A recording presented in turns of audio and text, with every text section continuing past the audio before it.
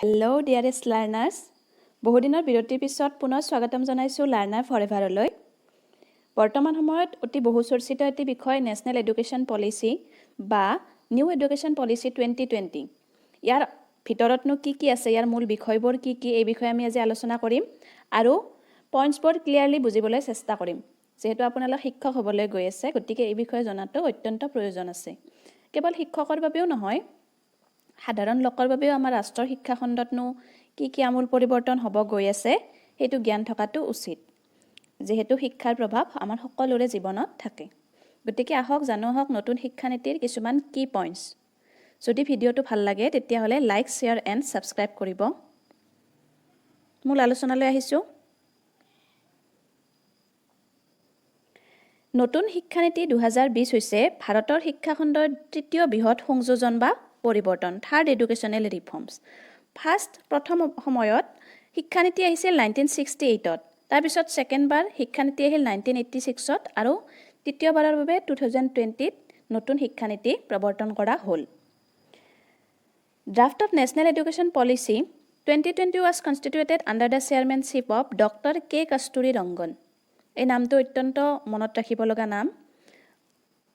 2019 ৰাষ্ট্ৰীয় শিক্ষানীতি যিখন খচৰা বা ড্ৰাফ্ট প্ৰস্তুত কৰা হৈছিল, তাত চেয়াৰমেন আছিল ডক্টৰ কে কস্তুৰী ৰংগন।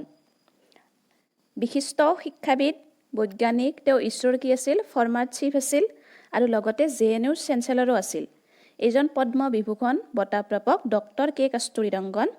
ইয়াৰ নামটো যিকোনো প্ৰতিযোগিতামূলক পৰীক্ষাৰ বাবে এটি অত্যন্ত সম্ভাৱ্য এটা প্ৰশ্ন। তেওঁৰ নামটো মনত ৰাখিব। এতিয়া আমি আহিছোঁ প্ৰাইমাৰী এণ্ড ছেকেণ্ডাৰী এডুকেশ্যনত নতুন শিক্ষানীতিয়ে কি পৰিৱৰ্তন আনিলে। ইয়াৰ লগতে আমি শিক্ষক হ'ব লাগিলে কি ডিগ্ৰীৰ প্ৰয়োজন হ'ব, হায়াৰ এডুকেশ্যনত কি পৰিৱৰ্তন হ'ল, সেই বিষয়ে এই ভিডিঅ'টোত আলোচনা কৰিম। গতিকে ভিডিঅ'টো শেষলৈকে চাই থাকিব। প্ৰথম এটা বৃহৎ পৰিৱৰ্তন হ'ল পূৰ্বৰে পৰা যি 10+2 ছিষ্টেম চলি আছিল, পূৰ্বৰে পৰা চলি থকা 10+2 ষ্ট্ৰাকচাৰটো সলনি কৰি কৰা হ'ল 5+3+3+4। অ'কে, এতিয়া 5+3+3+4 কি এই বিষয়ে আমি নেক্সট শ্লাইডত অকণমান চাই লওঁ। শিশুটোৱে 3 ইয়াৰ্ছৰ পৰা 6 ইয়াৰ্ছলৈকে এক্টিভিটি বেছড লাৰ্ণিং কৰিব আৰু ই আহিব ফাউণ্ডেশ্যনেল ষ্টেজত। তাৰপিছত class 1 to 2 age 6 to 8 years, এই দুয়োটা লগ হৈ হ'ব ফাউণ্ডেশ্যনেল ষ্টেজ বা প্ৰাক প্ৰাথমিক স্তৰ।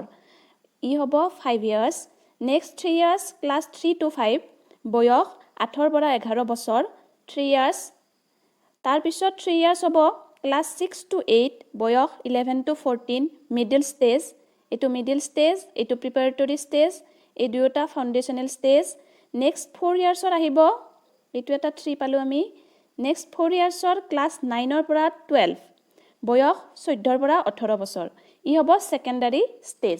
ঠিক আছে, 5+3+3+4 এইটো হৈছে ষ্ট্ৰাকচাৰ অফ স্কুল এডুকেশ্যন। মনত থাকিব। এই শ্লাইডখন চালে আপোনালোকে ভালকৈ বুজি পাব। ইয়াত লিখা আছে ছেকেণ্ডাৰী ষ্টেজত কি বিষয়ৰ ওপৰত গুৰুত্ব দিয়া হ'ব, মিডিল ষ্টেজত, প্ৰিপাৰেটৰীত আৰু ফাউণ্ডেশ্যনেল ষ্টেজত। তাৰপিছত পাঠ্যক্ৰমৰ বিষয়ে ইয়াত কোৱা হৈছে যে curriculum to integrate 21st century skill, mathematical thinking and scientific temper. পাঠ্যক্ৰমৰ বিষয়ে কোৱা হৈছে যে 21st centuryত আমাৰ 21 শতিকাৰ বাবে প্ৰয়োজনীয় যিবোৰ জ্ঞান, যেনে ICT হ'ব পাৰে, চাইণ্টিফিক টেম্পাৰ, বিজ্ঞানসন্মত চিন্তা চৰ্চা, মেথমেটিকেল থিংকিং, ক্লাছ 3 পৰা 14 ইয়াৰ্ছলৈকে স্কুলীয়া শিক্ষাত ইয়াক ডেভেলপ কৰা হ'ব। ইয়াৰ বাবে ক্লাছ 6ত কি কৰা হৈছে, কোডিং শিকোৱা হৈছে। মেথমেটিকেল নলেজ বৃদ্ধি কৰাৰ কাৰণে কোডিং শিকোৱা হ'ব ক্লাছ 6ত। মিডিয়াম অফ ইনষ্ট্ৰাকশ্যন টিল এটলিষ্ট গ্ৰেড 5 এণ্ড প্ৰিফাৰেবলি টিল গ্ৰেড 8। ঠিক আছে, শিক্ষাৰ মাধ্যম যিটো মিডিয়াম অফ ইনষ্ট্ৰাকশ্যন, শিক্ষাৰ মাধ্যমৰ ক্ষেত্ৰত কোৱা হৈছে যে অন্ততঃ 5ম শ্ৰেণীলৈ যিমান দূৰ সম্ভৱ হয় মাতৃভাষা, ঘৰুৱা ভাষা নাইবা আঞ্চলিক ভাষাত শিক্ষা দিয়া হ'ব।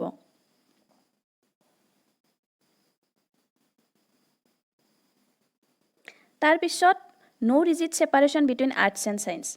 কোৱা হৈছে বৰ্তমানলৈকে যি 10th পিছত কি কৰা হয়, একাদশ শ্ৰেণী পোৱাৰ লগে লগে ছায়েন্স, আৰ্টছ, কমাৰ্চ এই তিনিটা ভাগ হৈ যায়। এতিয়া আহিব লগা সময়ত কি হ'ব, কোনো ধৰণৰ স্পেচিয়েলাইজেশ্যন নাথাকিব। ফিজিক্স পঢ়া ছাত্ৰ এজনেও সোশ্যাল সায়েন্সৰ সাবজেক্ট পঢ়িব পাৰিব নো ৰিজিড সেপাৰেশন কোনো ধৰণৰ সেপাৰেশন নাথাকিব তাৰোপৰি যিবোৰ কি আছিল কাৰিকুলাৰ এণ্ড এক্সট্ৰা কাৰিকুলাৰ এক্টিভিটিজৰ মাজত যিবোৰ সেপাৰেশন আছিল যেনে ধৰক কি কৰা আছিল মিউজিক তাৰপিছত কিছুমান কাৰিকুলাৰ এক্টিভিটিজ ডান্স স্পৰ্টছ কো কাৰিকুলাৰ এক্টিভিটিজ এইবোৰ কি কৰিব পাৰিব এজ এ সাবজেক্ট ছাত্ৰজনে চুজ কৰিব পাৰিব আৰু সেইবোৰ কেৱল কো কাৰিকুলাৰ এক্টিভিটি হিচাপে থাকি নাযায় তাৰপিছত ভোকেশনাল এডুকেশ্যন বা ব্যৱহাৰিক শিক্ষাৰ ক্ষেত্ৰত গুৰুত্ব দিয়া হৈছে ইয়াত কোৱা হৈছে কিছুমান বিষয় থাকে যেনে ধৰক ভোকেশনাল এডুকেশ্যনৰ ক্ষেত্ৰত আপুনি ক'ব পাৰে টাইপিং তাৰপিছত tailoring designing plumbing handicraft home science এইবোৰ কি কৰিব পাৰিব এজ এ সাবজেক্ট তেওঁলোকে ল'ব পাৰিব board examination will be low stake based on knowledge application board এক্সামবোৰৰ ওপৰত গুৰুত্ব কম কৰা হৈছে ঠিক আছে পৰীক্ষাবোৰ কেনে হ'ব কেৱল চিলড্ৰেনৰ ৰুট লাৰ্নিং টেষ্ট কৰাৰ বিপৰীতে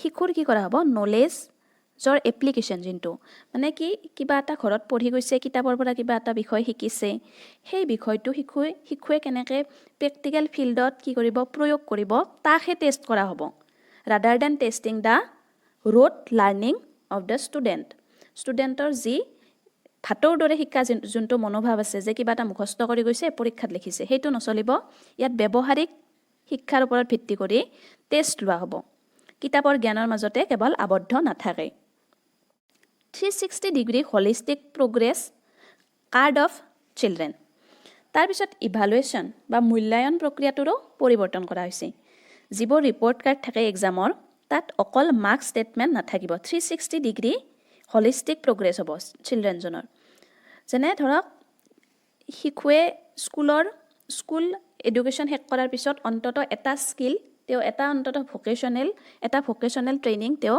কি কৰিব লাগিব শিকি যাব লাগিব যেনে তাৰ বাবে কি লাইফ স্কিল ছাত্ৰজনে শিকিলে এই আটাইবোৰ সামৰি ৰিপৰ্ট কাৰ্ডখন প্ৰস্তুত কৰা হ'ব ইয়াত তিনি ধৰণৰ মূল্যাংকনৰ কথা কোৱা হৈছে যে প্ৰথম ছাত্ৰজনে নিজে নিজৰ মূল্যাংকন কৰিব ইয়াৰ পিছত সহপাঠীয়ে মূল্যাংকন কৰিব আৰু শেষত শিক্ষকে ছাত্ৰজনৰ মূল্যাংকন কৰিব অৰ্থাৎ ইয়াত কো কাৰিকুলাৰ এক্টিভিটিজ তাৰপিছত স্কিল এই আটাইবোৰ মূল্যাংকন কৰা হ'ব শিশুজনৰ ঠিক আছে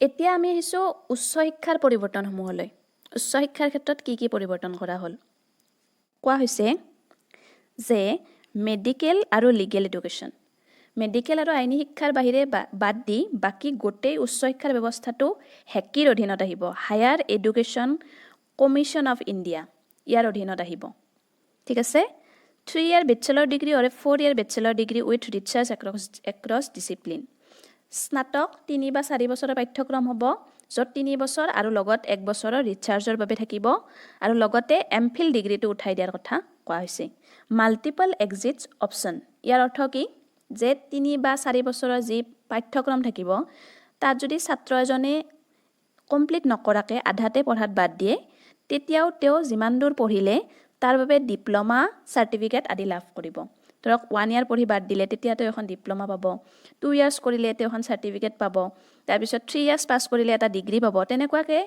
1 year বা 2 years কমপ্লিট কৰিলেও তেওঁ ডিপ্ল'মা বা চাৰ্টিফিকেট আদি পাব